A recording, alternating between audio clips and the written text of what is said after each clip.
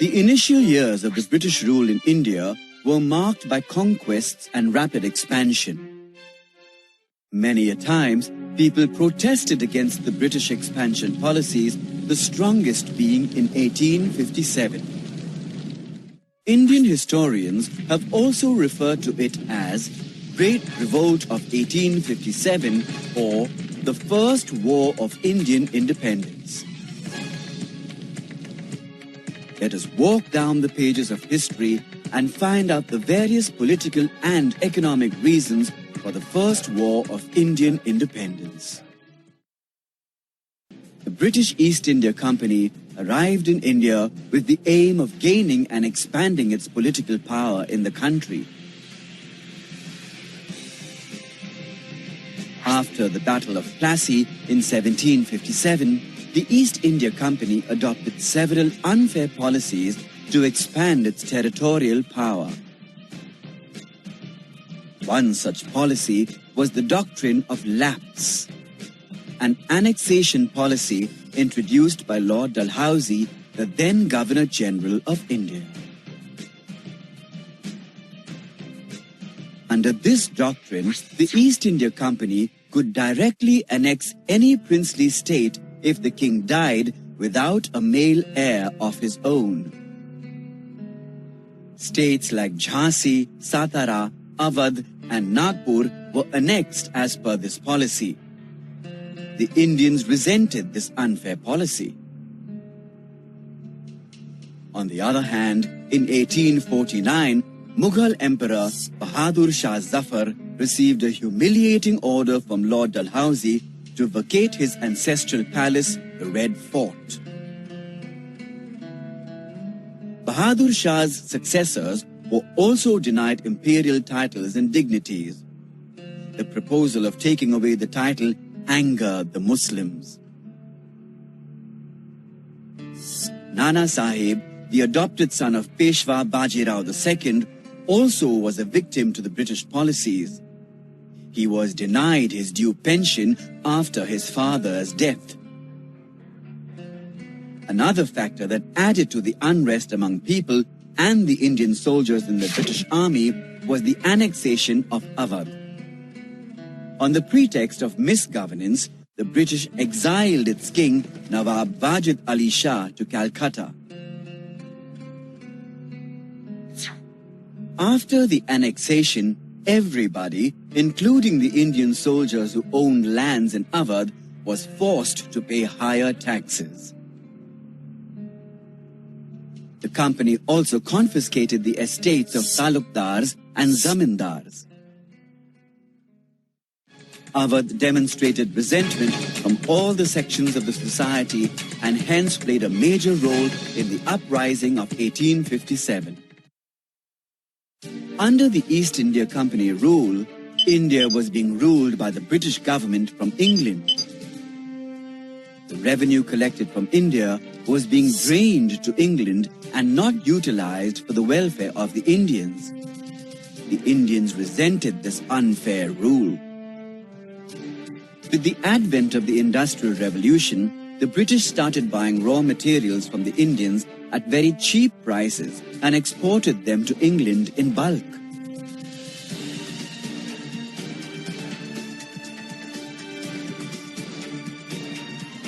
The products were processed in England and the finished products were sold in the Indian markets at a much higher price. These unfair British policies led to the collapse of the Indian handicraft industry. Within India too, the system was not fair. The revenue from India was used for paying salaries, incomes and other expenditures of the British in India. The British drained away India's wealth, for which India got no proportionate economic return. The British also introduced the land revenue system that fueled unrest among the peasants. The increase in land revenue often forced the peasants to sell their lands. This economic decline also affected the cultivation and led to many famines.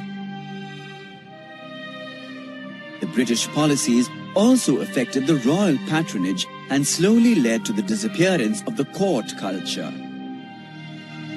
Many Indian court officials lost their jobs. People like the poets and artists were denied their royal patronages and went through an economic crisis. On the other hand, the farmers, especially in Bengal, were being forced to grow indigo in the fields as indigo trade was highly profitable for the British. The peasants had to work under inhuman conditions and were punished severely if they planted anything else. This helped to increase the revenue of the British government, but it made the Indian farmers miserable. All these events led to the Revolt of 1857.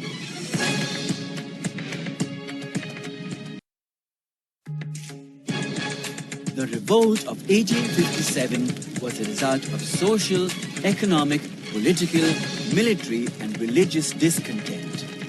Let us go through some of the important reasons that triggered the revolt.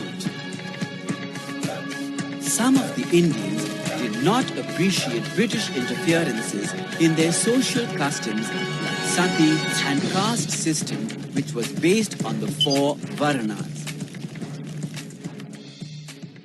Furthermore, British campaign for women's education and the introduction of the Widow Remarriage Act angered the Orthodox Hindu society. The Indians also had apprehensions about the modern innovations such as railways and telegraphs. There were rumors that telegraph posts were built to hang Indians who were against the British rule. While the introduction of railways was believed to be one of the attempts by the British to defy the Indian caste system, the higher caste Indians refused to share the same compartment with lower caste people. The British also ill-treated Indians and called them barbarians and niggers. These cruel acts of discrimination fueled a rage of anger amongst the Indians. Moreover, British land revenue policies created an unfair social system in which the rich zamindars took advantage of the poor farmers.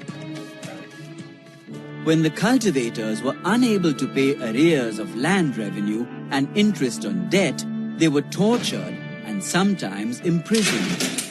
The British government criticized some of the local beliefs and customs and opposed idol worship. They in turn promoted the Christian missionaries. However, some of the Indians feared that the missionaries would convert them to Christianity. The traditional way of education was also being replaced with Western education. This was looked upon by some Indians as a way of encouraging their children to accept Christianity. Besides, the religious sentiments of the Indians were also hurt when the British imposed taxes on the lands belonging to temples and mosques. The Indian soldiers were deprived of rewards and privileges unlike their British counterparts. Indian soldiers were also deprived of promotions. Subedar was the highest position given to an Indian sepoy. All other higher positions in the army were reserved for the British soldiers. Also, the salary structure was unfair, wherein the British soldiers enjoyed 8 times the salary of the Indian soldiers. To add to the misery, the Indian soldiers were often asked to serve in areas away from their homes without any extra payment or additional allowance. The most important cause that triggered the revolt of 1857 was the use of greased cartridges in Enfield rifles. Rumors spread that greased cartridges were made of cow fat and pig lard, which hurt the religious sentiments of Hindu as well as Muslim soldiers. At one point, Mangal Pandey, a soldier at Barrackpore, refused to use the cartridges and attacked a British officer. This action cost him his life. He was sentenced to death on April 8, 1857. Mangal Pandey's death triggered the already growing discontent among the Indians and led to the revolt. The decision taken by Mangal Pandey on the 29th of March 1857 at Barrackpore set the Sepoy Mutiny in motion. He rebelled against the use of cartridges which were rumored to be covered in the fat of pigs and cows. This action of his cost him his life. News of Mangal Pandey's sacrifice spread like wildfire throughout India. The protest spread to Meerut, where 85 soldiers refused to use the new rifles.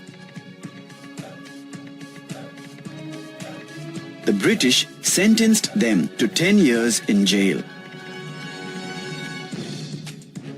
Outraged, the very next day, other Indian sepoys in Meerut took to arms. They stormed the jail and released the imprisoned sepoys. They shot the English, set their bungalows on fire, and also destroyed the telegraph lines between Meerut and Delhi. The same night, the sepoys marched from Meerut to Delhi.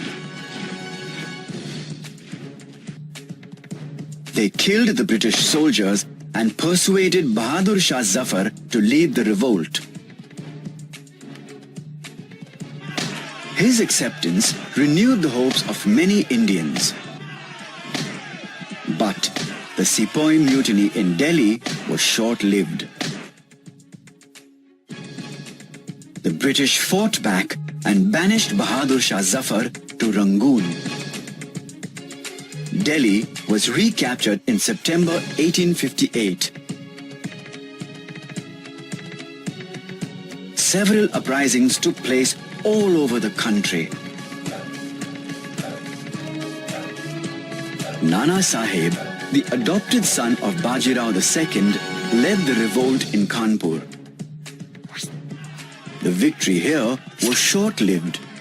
Nana Sahib fled, but his commander Tantya Tope fought on. The Kanpur uprising was followed by the uprising at Lucknow led by British Qadar and his mother Begum Hazrat Mahal. The British forces were defeated, but this too was only for a few months. Lucknow was recaptured by the British in March 1858. This forced Queen Begum Hazrat Mahal to flee. The revolt in Jhansi, central India, was led by the fearless Rani Lakshmibai. Jhansi was captured. Rani Lakshmibai died battling the British troops in June of 1858.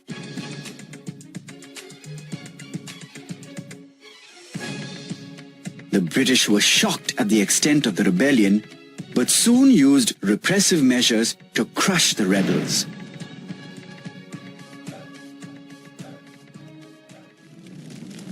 Peace was restored 2 years after the outbreak of the Sepoy Mutiny. The end of the revolt marked the end of the East India Company and the beginning of the reign of the British Crown in India.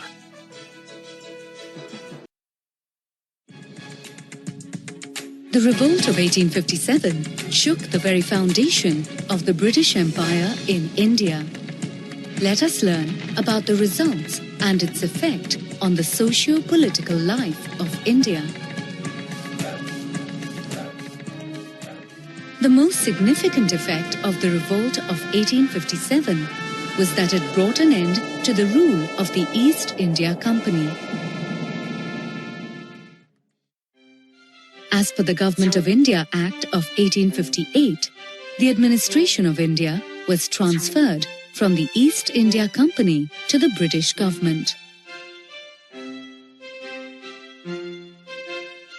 This meant that the power of governance of India lay in the hands of the Secretary of State for India, who was a member of the British Cabinet and was responsible to the British Parliament.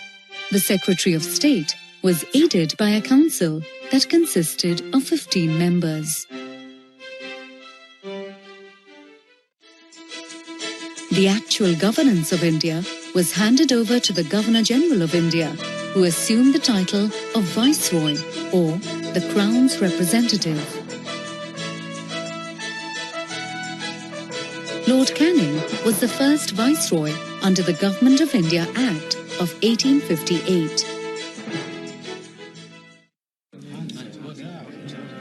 This transfer of governance was made public at Allahabad during the Queen's proclamation on 1st November 1858. The proclamation promised non-intervention in social and religious matters of Indians, respect to the rights of princes and Indian customs, equal treatment to Indians and Europeans, grant of pardon to Indians who participated in the war, no annexation of the native Indian states, working towards advancing the Indian industries, and promoting works of public utility in India. During the revolt, the British defeated and deported the Mughal Emperor Bahadur Shah Zafar to Rangoon, which is now known as Yangon, thus bringing an end to the Mughal dynasty. On the other hand, Nana Sahib, the last Peshwa, also fled to Nepal after the uprising failed. Thus, with the end of the Mughal and the Peshwa rule, the British got rid of two of their most formidable opponents, the Mughals and the Marathas. Queen Victoria's proclamation also assured respect to the rights and dignity of the Indian princes, as they had helped the British in suppressing the revolt. The proclamation assured the withdrawal of the policy of annexation and the doctrine of lapse, along with giving an assurance to the Indian princes to allow them to continue to rule their states. The Indian princes willingly agreed to rule under the British Crown. The British, however, cleverly continued their policy of divide and rule by turning people and provinces against each other. Most significantly, the British disturbed the unity between the Muslims and Hindus.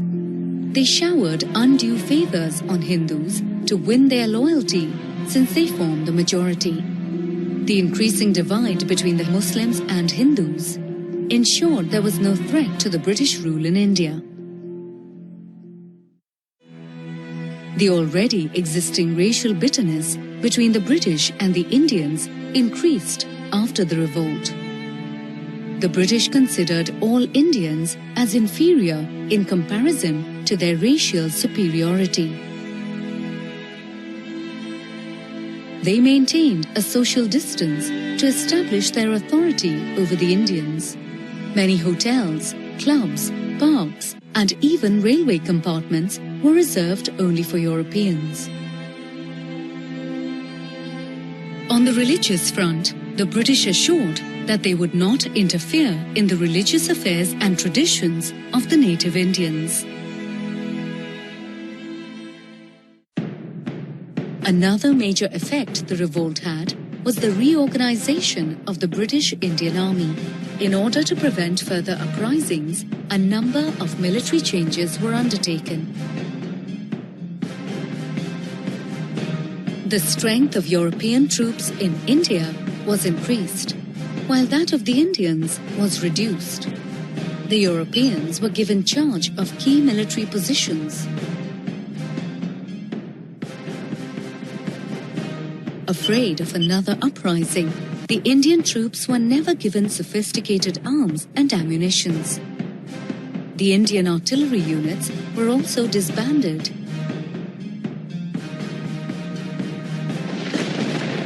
The divide and rule policy of the British reached the military grounds as well. With an aim to discourage nationalism, the recruitment to the army was highly influenced by racial discrimination based on caste, religion, and region. Additionally, the Indian soldiers were cut off from the happenings in the rest of the country by prohibiting access to newspapers and other publications that promoted nationalism in the country. On a national level, the Revolt of 1857 paved the way for several uprisings that promoted rebellion among the Indians against the British rule. The sacrifices made by leaders such as Mangal Pandey, Lakshmibai, and Nana Sahib inspired the future freedom fighters. Thus, the Revolt of 1857 is also termed as the first war of Indian independence. Let's quickly recap the main effects of the Revolt of 1857.